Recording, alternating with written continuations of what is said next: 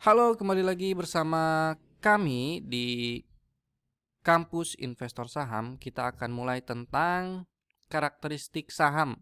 Nah, solusi penghasilan sekarang artinya masa kini dan masa tua Anda, artinya pensiun Anda. Nah, bagaimana Anda mengelola uang? Ini akan kita bahas terlebih dahulu sebelum kita masuk tentang saham. Yang pertama adalah berapa porsi investasi Anda? Apa masih belum punya budget alokasi investasi? Kemudian apakah Anda sering banyak uang gitu ya, atau sebaliknya, apakah bingung mau menabung atau investasi di mana? Sumber income sudah banyak dan tinggal menikmati hidup, bisa sedekah banyak dan tidak kurang-kurang. Apakah itu semua sudah Anda rasakan? Atau berapa sumber penghasilan Anda sekarang? Artinya apakah Anda bekerja juga, punya penghasilan yang lain juga, punya investasi properti misalnya, dan lain hal sebagainya? Apakah masih hanya kurang dari dua sumber income?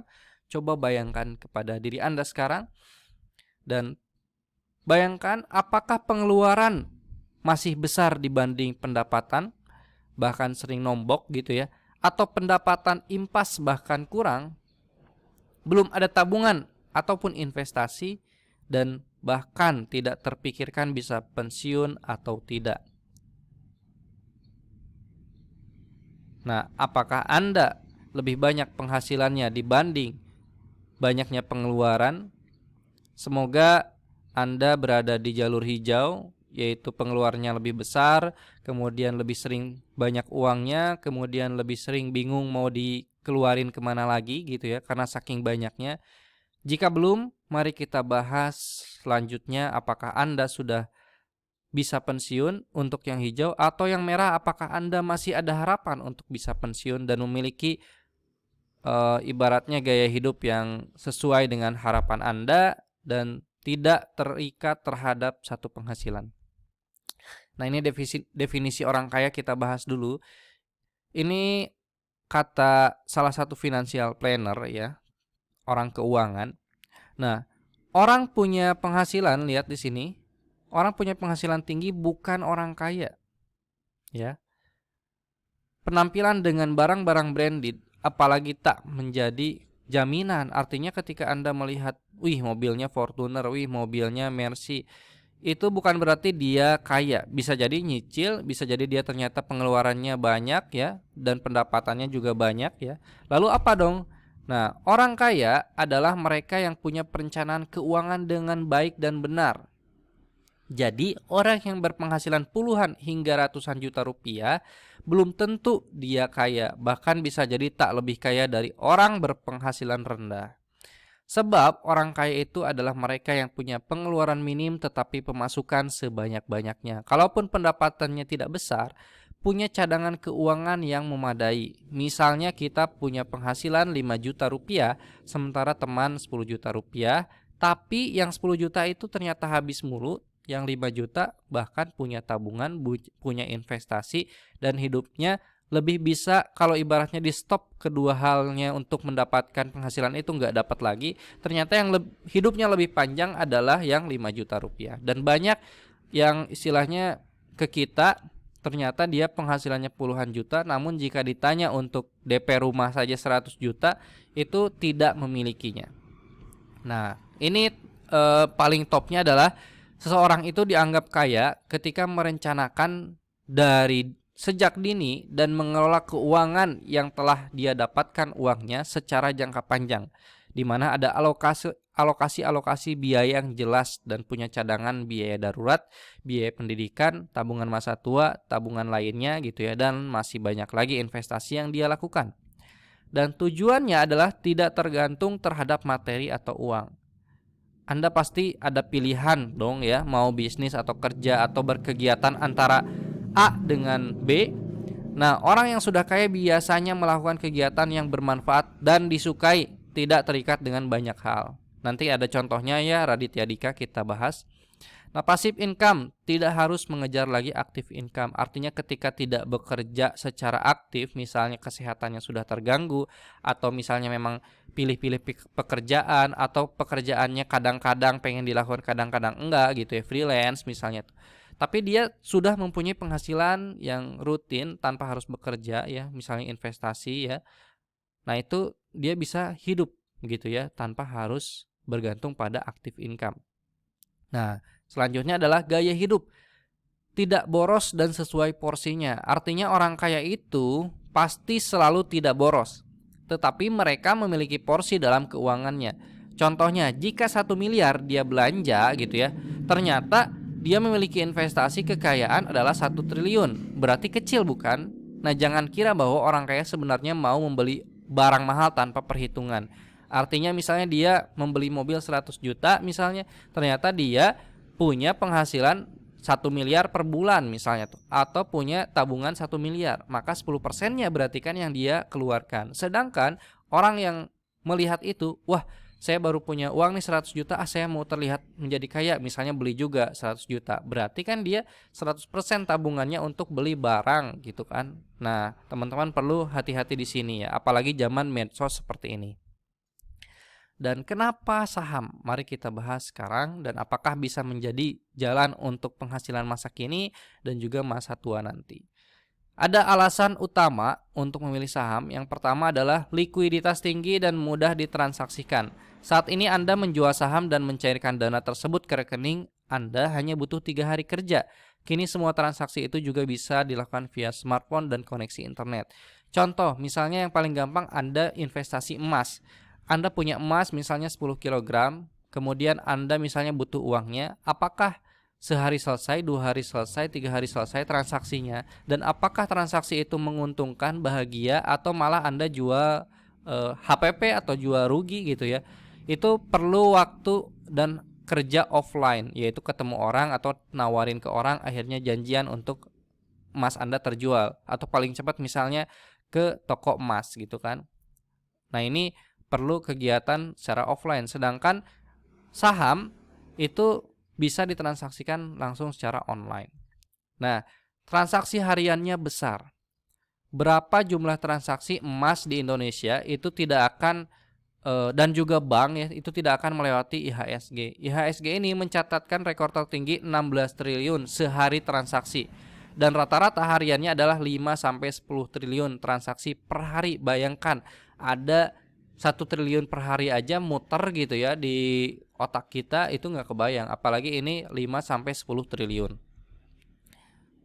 Dan selanjutnya adalah sudah lama dan aman. IHSG diperkenalkan pada tahun 1983 dengan nilai umur berarti sekarang kurang lebih 40 tahun, dan imbal hasil relatif tinggi. Target investornya adalah rata-rata ya orang investor besar gitu ya, itu di 20% per tahun paling tinggi. Sedangkan transaksi retail mencatatkan minimal targetnya adalah 40% per tahun. Dan kemudian yang trading bisa menargetkan 5% per tahun. Nah, ini 4 hal. Nah, selanjutnya adalah alasan pribadi ya dari saya, yaitu saat uang saya diinvestasikan di saham sama halnya dengan menabung, karena uang saya tidak dalam berbentuk barang ya. Jadi kalau menabung doang di bank, mendingan ditabungin di saham gitu kan, karena liquid juga.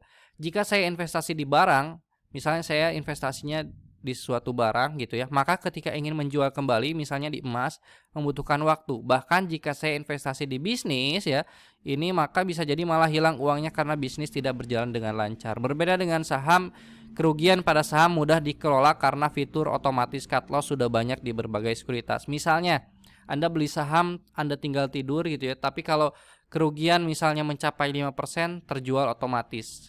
Misalnya kayak gitu. Kemudian Anda pilih lagi saham yang berpotensi naik lagi. Nah, itu kita batasin resikonya, tapi keuntungannya tidak dibatasi. Nah, fokus kita membatasi kerugian ya nantinya.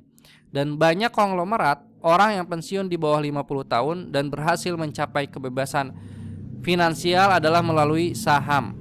Misalnya Sandiaga Uno gitu ya, Warren Buffett kalau di luar negeri, dan ada orang-orang muda zaman sekarang yang sudah investasi di saham, termasuk kalau dalam dunia keartisan misalnya Raditya Dika gitu ya. Nanti kita bahas caranya.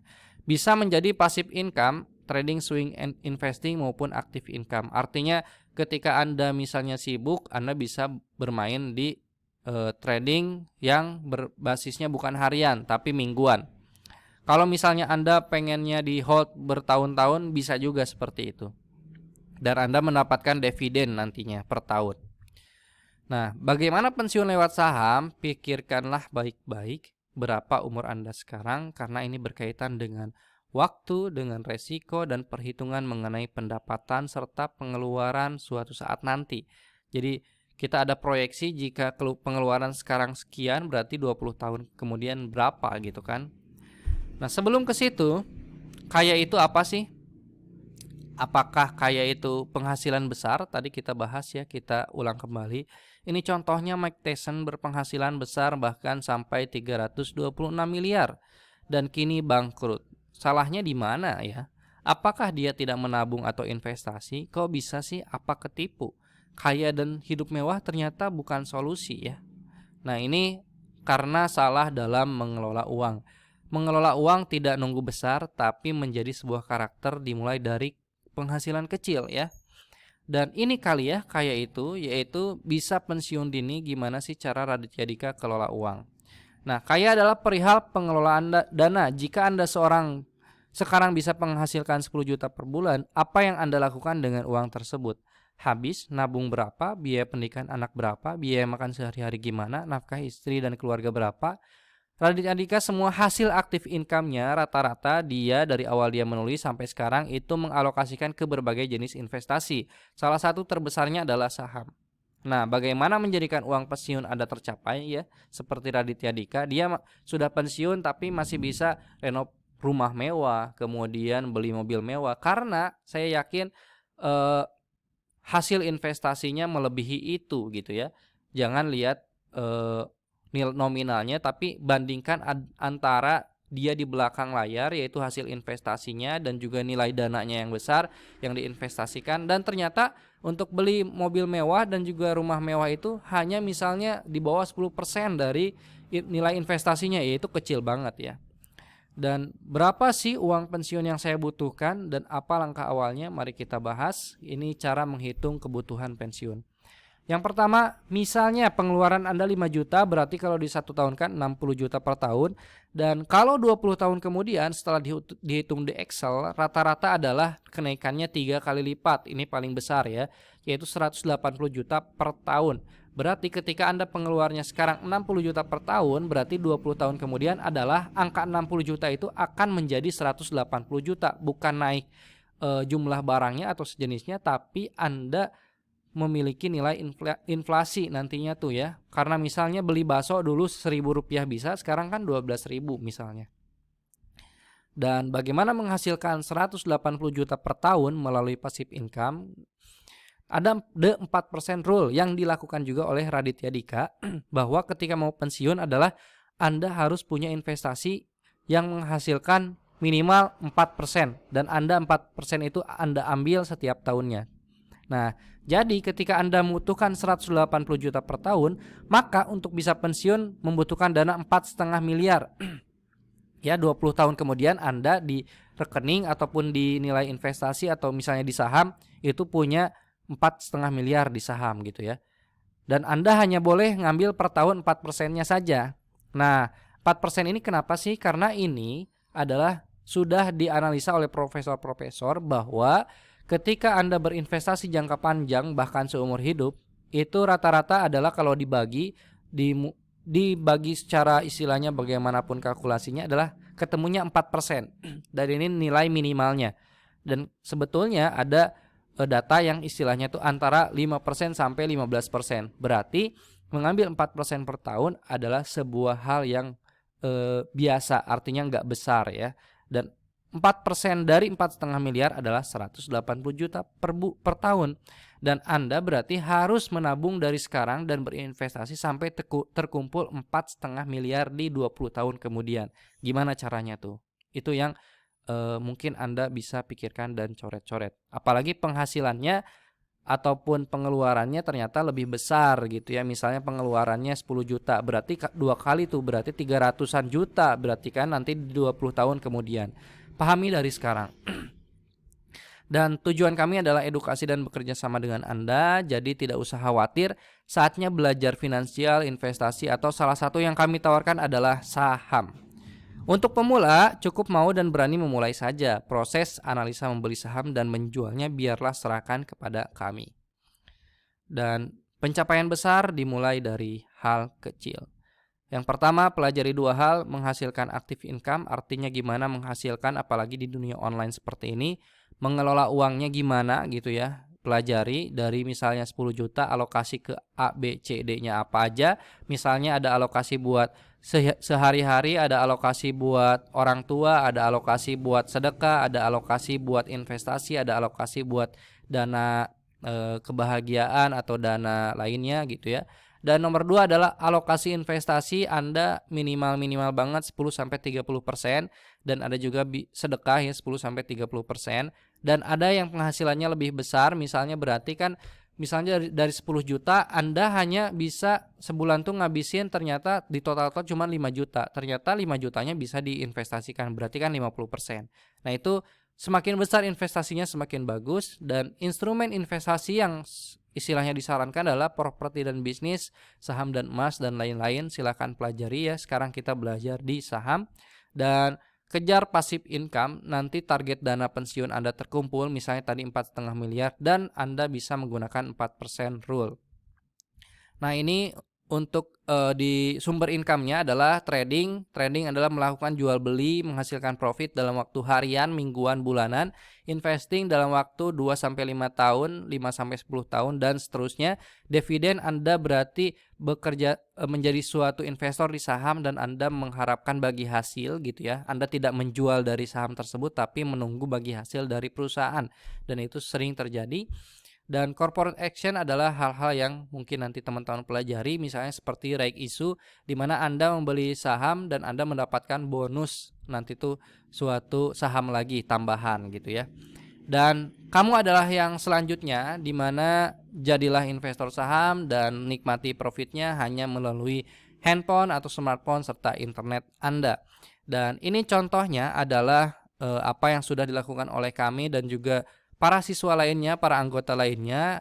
Ini adalah disebutnya scalping atau fast trade, yaitu nanti transaksinya harian ataupun kurang dari 1 hari. Nah, misalnya ini kita beli harga 210 per lembar. Emitennya namanya Budi ya. Kita beli, kemudian kita beli lagi ternyata ya Budi beli lagi di 210 per lembar dan jual di harga 230. Lihat menitnya ya, itu hanya kurang dari 4 menit. Dan pada transaksi ini Budi dibeli harga 210 per lembar sebanyak 2 kali. Pada transaksi pertama yaitu 2 jutaan, lalu transaksi kedua 8.400.000 dan total beli adalah 10,5 juta. Dijual dengan harga 230 per lembar dengan omset ya, lihat 11.500.000. Ini di sini nih totalnya kita jual total semua 11.500.000. Berarti keuntungannya adalah 1 juta, yaitu 11.500.000 kurangin 1.500.000. Itu hanya dalam waktu 4 menit. Alhamdulillah ya. Selanjutnya masih scalping dan fast trade, kita beli LAK 214. LAK itu nama emiten ya, anggaplah nama merek gitu. Kemudian jual emitennya di harga 220. Berarti kita mengalami keuntungan di sini dari transaksi LAK adalah 300.000, dan ini hanya kurang dari 4 menit juga. Dan bahkan 2 menit ya ini ya.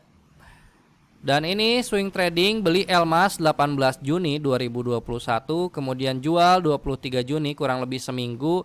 Itu lihat profitnya 80% ya. Alhamdulillah. Kita beli kemudian menahan, dan untuk menahan puluhan persen gini Anda perlu pemahaman money management, disebutnya psikologi trading dan lain hal sebagainya. Karena kalau sudah untung 5% Anda jual kan tidak jadi mendapatkan 80%. Benar gak? Ini perlu psikologi yang kuat, nanti juga diajarkan oleh tim kita. Dan ini selanjutnya ABA ya, kita beli di 431, jual di 655, total keuntungan profit adalah 50%.